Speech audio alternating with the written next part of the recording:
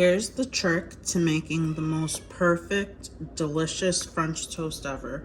First things first, I get a small snack size biscoff like this. What I do is I literally just open this and take the biscoff out, scoop it in here, and microwave it for 1 minute. This is what it should look like. Next thing's next, I'm gonna take some sugar. I'm gonna take 3 scoops of sugar. 1, 2, 3. And I just mix it all in with the biscoff. I find it best to do it this way because it gives it like a more uniform consistency, so it's always easier when I add in the ingredients. You'll see what I mean. Followed by, I add some maple syrup into this. Maple syrup, add a little bit, kind of make it look like a paste almost. And this bowl is really, really hot, but I promise this will be the most bomb French toast that you ever had. Ah, this bowl's so hot. All right, next thing's next. Yes, I bring out the pancake mix. I like to put some pancake mix in my French toast. Trust me, you will thank me for this. And I'll show you. I just put in a few shakes.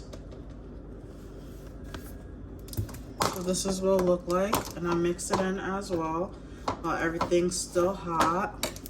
Should probably get a pair of gloves because this bowl is still hot. Okay. So much better. Mix, mix, mix. Of course, you could transfer it to another bowl. That'll be perfect. So then I start to add in some milk very, very slowly, just so I could still mix and incorporate everything perfectly. So while you're like kind of waiting for this, what you could do is start to put some butter in your pan so it could be nice and ready when you start your French toast on a low to medium heat.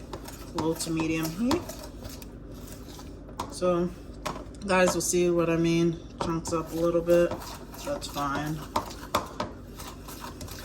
I'm gonna keep mixing it, and then all of it will literally dissolve and it'll be like perfect.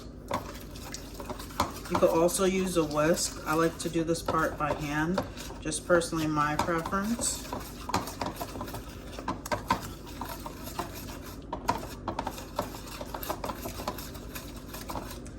And the reason why I'm adding the milk first is because I want it to cool down, because I am going to add the eggs to this, but I definitely want it to cool down first so it doesn't cook the eggs.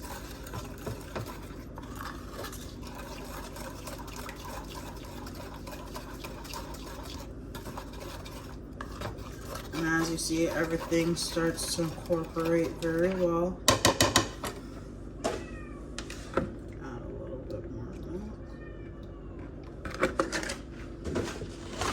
At this point, I am going to mix it a little bit more before I bring the whisk out.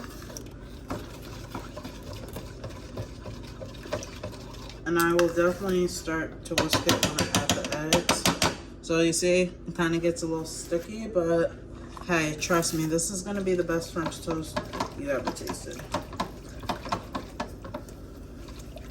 So I also add a splash of vanilla, depending on how much vanilla you like. This is perfect for me. And if you are from the West Indies, we tend to have different types of vanilla. So I always put some of this. There's some Haitian vanilla. As you can see, it's about gong.com. This stuff is really great. And I just use a tiny bit just because it has such a strong flavor to it. Okay. Add. Whisk, whisk, whisk. Whisk, whisk, whisk. And then my 2 eggs. If you're not used to cracking an egg, I would definitely say to crack it in a different cup, just because you definitely do not want to get any eggshells in this. Trust me when I say. Nice.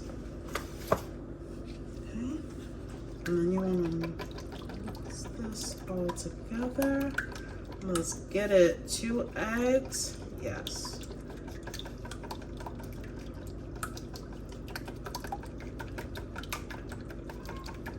And then this should be really thick. So especially if you're using like a thinner bread, it's definitely gonna coat the bread very, very well. And when I tell you this will be a different level of French toast just with these simple ingredients. Oh boy. And then of course, go in and add some cinnamon. Even though the biscoff has cinnamon, I like to add extra cinnamon.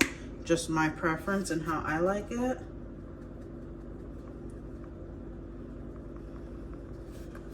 Add that cinnamon and let it get it all coated in there.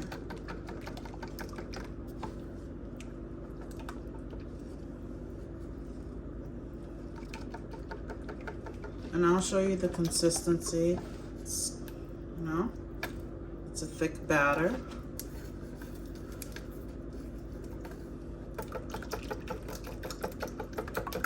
Now we start cooking our French toast.